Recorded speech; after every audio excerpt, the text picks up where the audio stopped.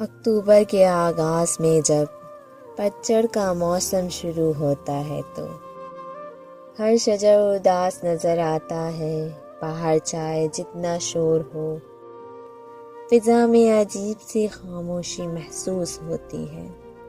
और ऐसे में जब हवा की सरसराहट के साथ जर्द और नारंगी पत्ते गिरते हैं तो वो मंजर बहुत उदास मगर बहुत दिलफरीब होता है। उन पत्तों की आवाज़ ऐसी महसूस होती है जैसे कोई बहुत धीमी सी सरगोशी में बातें कर रहा हो, हमें कुछ सुना रहा हो। कोई उदास सी धुन, कोई दर्द में डूबा नगमा। अक्टूबर जब भी आता है यूं ही बिखरे पत्तों में छुपी कहीं अनकहीं अधूरी कहानियाँ सुनाता है। अक्टूबर जब भी आता है, अक्टूबर जब भी आता है।